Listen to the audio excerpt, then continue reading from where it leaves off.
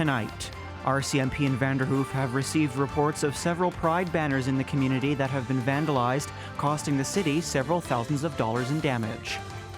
Plus, for the first time ever, the BC Construction Association has issued an alert for its members and contractors. And a former UNBC Timberwolf has earned a spot on the Wall of Honor.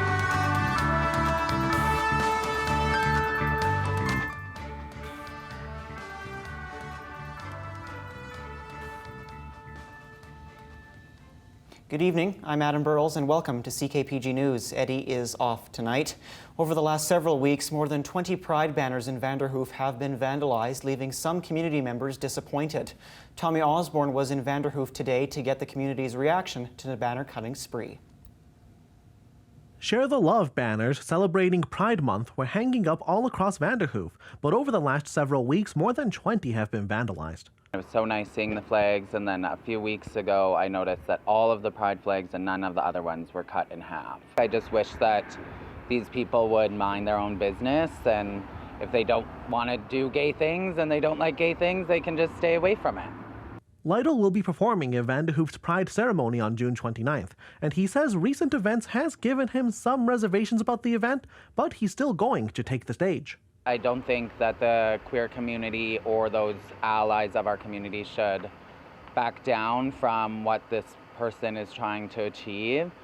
They want to silence us and they want us to cower away and make ourselves seem lesser, and that's not what's going to happen. Vanderhoof RCMP say this has cost thousands of dollars in damages, and while that's of course a costly concern for the district of Vanderhoof, Vanderhoof Council is also concerned about the message this sends. It's hurtful. And again, it's destructive. And really, the amount that we're seeing now, it could be categorized as a hate crime in terms of just the ongoing systematic focus on these banners.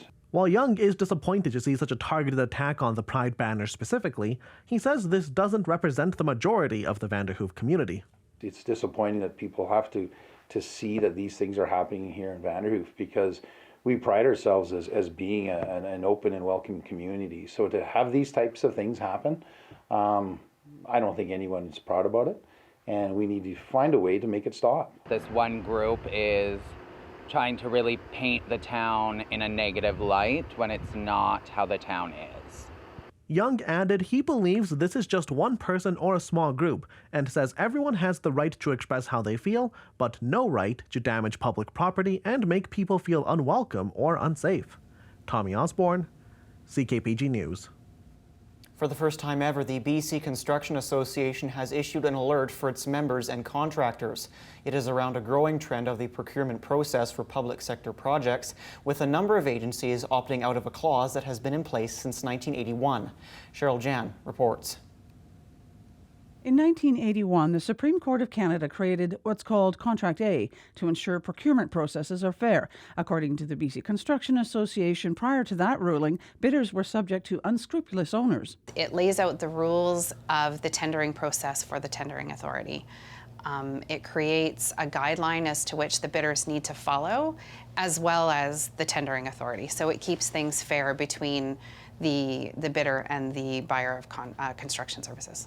This is the first time the BCAA has issued this kind of alert. It cautions that without Contract A, developers may not have a legal recourse if they feel they've been treated unfairly. It creates an opportunity for negotiations to happen pre and post close. It creates an opportunity for suppliers to go back to suppliers to negotiate price again before and after close. These are things that should be prevented. The college and the city were amongst the list of owners shunning Contract A. 3 projects at CNC and another 3 at the city.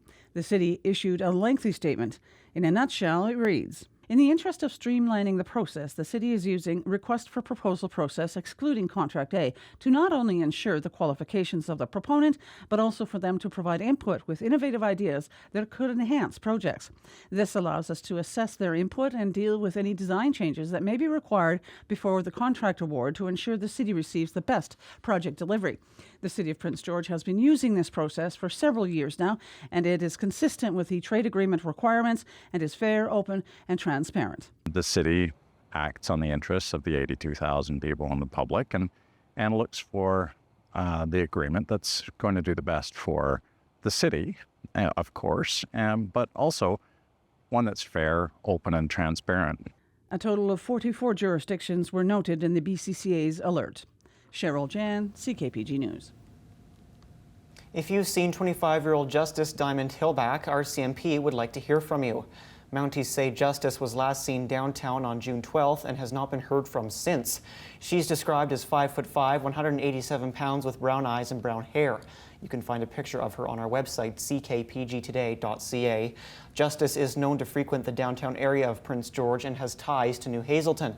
She may be traveling between the two communities, and if you have any information, call police.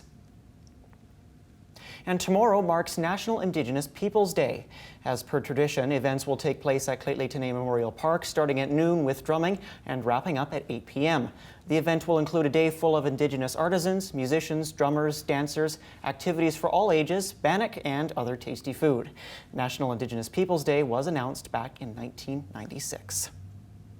The threat of strike action by unionized mechanics at WestJet has been dropped after both sides agreed to return to the bargaining table. An overnight statement says Canada's second-largest air carrier appeared before the Canadian Industrial Relations Board to discuss arbitration options with its aircraft maintenance engineers and tech ops employees. Officials say more information is needed from both sides before deciding whether arbitration is the best way to reach a first-time collective bargaining agreement.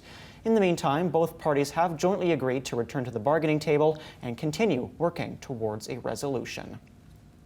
And the leader of the BC United Party, Kevin Falcon, came out today with a trio of action items he would implement should he be elected. The first is end the tax grabs. This is a government that has increased or added 32 new taxes in the last 7 years, punishing British Columbians with a cumulative impact that's resulted in half of BC families being $200 a month or less away from being able to meet their family budgets. That has to end. That will end. We will focus on dramatic, significant reductions in the tax burden for British Columbians to make sure that families have a chance to not just survive in British Columbia, but thrive in British Columbia. The lowest gas price in Prince George right now is $1.61.9 per liter at Costco. The lowest gas price in BC is in Grand Forks at $1.54.9 per liter. Manitoba currently has the lowest gas prices in the country on average at $1.36.9 per liter. Meanwhile, BC has an average price of $1.77.4 per liter. CKPG Sports is delivered by Domino's. Join the Domino's Lunch Club with 25% off all regular price pizzas every day. Visit dominos.ca to join the club. Every year, the UNBC Timberwolves induct certain athletes onto their Wall of Honor. Someone who has shown exceptional status on and off the field while wearing the green and gold. Anthony Correa got a chance to catch up with the first Wall of Honor recipient of 2024, Owen Stewart. A hometown kid, a true talent, a player who stepped up when the lights were brightest. Some of the many words to describe Owen Stewart, who is still wrapping his head around getting the call and being named to the UNBC Timberwolves Wall of Honor in 2024. It was unbelievable. I was lucky with all my family. We had grad weekend going and stuff, so we had everyone around, and I got the call and I was like, oh my goodness, like what's this? And once I picked up, I heard Laurelyn's voice. I kind of clued in, and it was the best feeling in the world, and something I truly will never forget. Growing up in Prince George, Stewart rose through the youth ranks, competing for PGYSA. He was recruited ahead of the 2016 Canada West campaign by UNBC head coach Steve Simonson, and the rest is history. A dream come true for the local boy. I grew up watching him in the college, and my dad helping out with the team, and then come now CIS, come Canada West, to be a member of it, and then to be impactful as a member. It's honestly, I couldn't write a better story, to be honest. It was the coolest moments, and something that I think I'm very proud about. I'm very proud to be a Timberwolf, and I always will be, and Prince George is always going to be the home. And if you ask his teammates and coaches, they'll say Stewart always had a knack for coming up big when the moment called, finishing top 5 in goals, assists, points, and game-winning goals in program history. He's done a lot of really great things for the program, a lot of big moments. coming to mind right away as well, star of the week for him after a back-to-back weekend performances. So he's had some really big moments in his career, and I think there's a lot that he'll be able to look back on and remember. Stewart becomes the 5th men's soccer player to join the Timberwolves Wall of Honor and the 6th athlete from Prince George. Anthony Correa, CKPG News. The TSX is up 64 points to close at 21,581. The Dow Jones is up 300 points to close at 39,134. And CN Rail went up $1.46 to close at $161.47.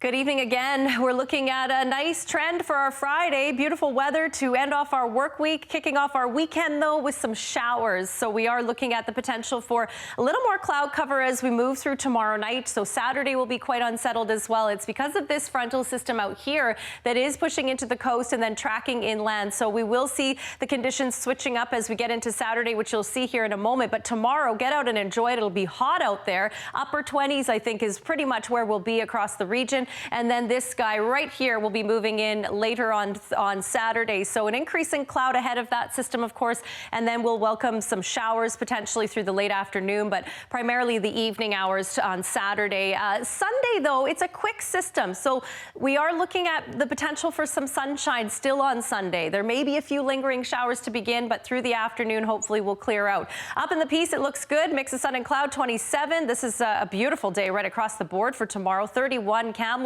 We'll be sitting around 27, 26 Vancouver, nice along the island as well, and right across our broadcast region. We can't complain about our Friday, that's for sure. It'll be close to 30 in Quesnel, so very warm down there. 28 degrees. Vanderhoof will see a few clouds mixing in there, but very warm. 27, 26 Fort St. James and Mackenzie as well. Here's the country. So again, we've talked about some hot weather in some areas and then a bit of a cooler trend along the western half. Well, tomorrow it certainly does cool down through the prairies. 22 degrees Regina, anticipating some clouds and some showers mixed in there. Beautiful in Edmonton, though. 25 degrees expected, a mix of sun and cloud. 26 Winnipeg, cloud cover there. And then further east, finally, a bit of a reprieve from some of that heat. So again, the humidex has been taking temperatures up significantly the last few days. There's been lots of warnings in place, but now we look and see the temperatures will be dipping just a little bit back to more of a comfortable range, but again, still factoring in a feels like temperature a little bit warmer than what you see there.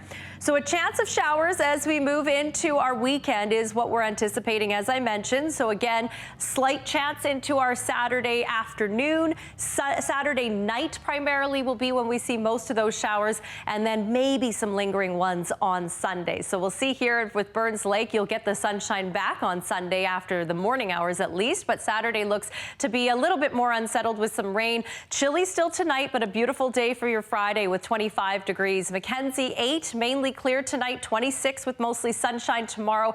Very warm out there, very warm into the weekend as well, at least for Saturday. A drop though on Sunday, and there is going to be some rain in the forecast for Sunday in the beginning of next week. McBride 6 overnight tonight, sunshine tomorrow.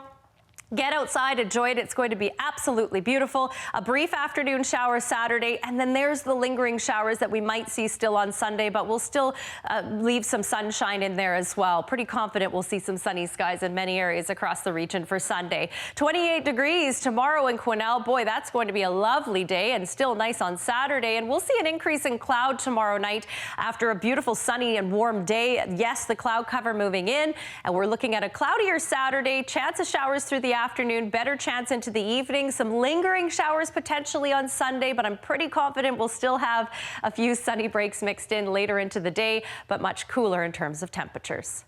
CKPG Sports is delivered by Domino's. Join the Domino's Lunch Club with 25% off all regular price pizzas every day. Visit domino's.ca to join the club. It's time for another recap of the 2024 UEFA European Championships today, as 3 more games took place throughout the day. Slovenia and Serbia started their match somewhat slow before the second half, where both teams struck once. And there was a thriller in the 95th minute by Serbia, tying the game and forcing the 1-1 draw. Later, it was England and Denmark squaring off. This one was a complete 180 from earlier, as both teams scored in the first half, but neither team could find the goal that put them ahead. England remains first in Group C with a 1-1-0 record. And finally, it was the highly anticipated matchup between Spain and Italy that kicked off at noon. It wasn't until the second half when Spain went ahead due to an own goal by an Italian defender. The 1-0 victory puts Spain through the knockout stage, while Italy will have to wait until their next match to punch their ticket. 3 games tomorrow, starting with Slovakia and Ukraine, starting at 6 a.m.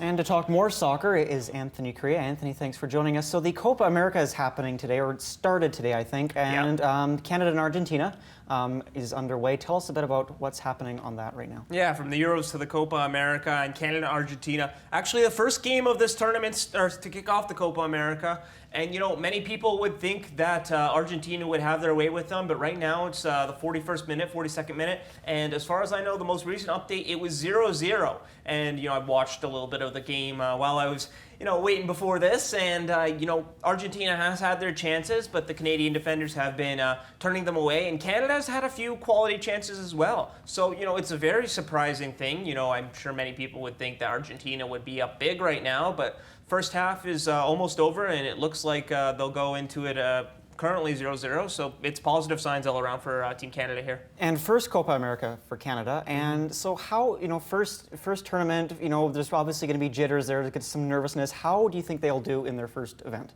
Well, I mean, they're passing all the colors right now against Argentina, not to go back to that game. And, you know, they kind of got grouped into a little bit of a group of death. Argentina, Chile, Peru, all very 3 solid teams. But, you know, coming into this tournament, they had one game. It was a friendly against France, one of the best nations in the world. And even though it was France's B team, they drew 0-0 as well. So they can play defense, which is always crucial in the game of soccer because all you need is one chance. So, you know, I think they could fare well. I think a goal for this team should be, you know, the knockout stage, just advance, finish top 2 in the group, probably behind Argentina, but just advance and be, you know, Team Canada and show some pride and, yeah, hopefully advance to the knockout stage there. It's going to be interesting to watch the games as they go along because this is known as the group of death, so it's going to be very interesting to watch. You'll keep us updated, I'm sure, as the tournament goes along. Absolutely. Anthony Correa, thank you so much. Yep.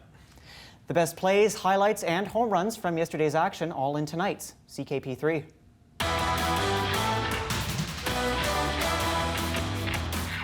We begin with a beautiful strike that's not from the Euros. Wonderful opportunity, and Espinosa. McGraw just skids ahead to it, and it will drop it. It's belted in, and it's an absolute stunner. A wonder goal from Paul Marie. Incredible, an extraordinary hit from the Frenchman has breathed new life here for the Quakes. It's to the MLS, where Paul Marie pots an absolutely beautiful goal for the San Jose Earthquakes from outside the 18. Now it's to the baseball diamond, where the Mets continue to roll. Alonso's grounded out and struck out 0-2. And Pete hits one in the air deep to center field. Back goes Langford to the track, back at the wall. It's out of here! Pete Alonso gives the Mets the lead with a 2-run homer. Number 16 for Alonso, and the Mets go in front for the first time tonight. It's 3-1. Big Pete Alonso sends it to deep center field in Arlington, Texas. The Mets are 8-2 in their last 10 and have a real chance in a dreadful NL. Finally, Bronx Bombers. That one's driven deep to center field. Mullins back, turning, looking, Monument Park. See ya! A 3-run home run and 5-4 O's.